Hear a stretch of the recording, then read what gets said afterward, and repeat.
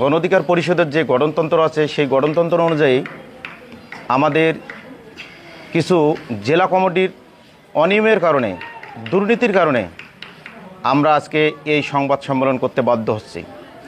কেননা যে আমরা দীর্ঘদিন ধরে এই গণ অধিকার পরিষদে মানুষের অধিকারকে ফিরিয়ে পেতে আমরা যে প্রতিটা ওয়ার্ড পর্যন্ত, তৃণমূল অবস্থায় পর্যন্ত মানুষের অধিকারকে ফিরিয়ে নেওয়ার জন্য আমরা যে কাজ করে যাচ্ছি, আসলে আমাদের এই কাজের কোনো আমরা জেলা কমিটির কাছে কোনো মূল্যায়ন পাচ্ছি না। আমাদের কমিটি নিয়ে তারা ছিনিবিনি এবং পায়তারা চালাচ্ছে।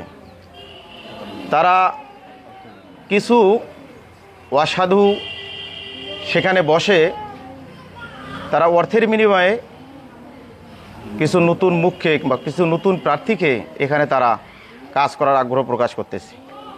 এমন অবস্থায় আমাদের এখানে আমাদের গঠনতন্ত্র অনুযায়ী যে চলার কথা, যেভাবে কাজ করার কথা, বাস্তবে আমাদের পক্ষে সেটা কাজ করা সম্ভব হচ্ছে না।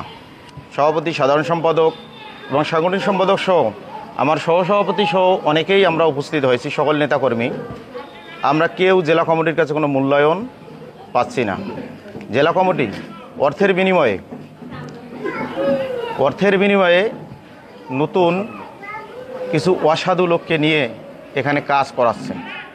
আমরা এমন অবস্থায় সকলের মতামতের ভিত্তিতে, সম্মতির ভিত্তিতে, সকলের সিদ্ধান্তে আমরা আজকে এই সংবাদ সম্মেলনের মাধ্যমে বাংলাদেশ গণ অধিকার পরিষদ ডিমলা উপজেলার সকল নেতাকর্মী, সেটা হচ্ছে যে আমরা শতাধিক নেতাকর্মী একযোগে আমরা পদত্যাগের ঘোষণা দিচ্ছি।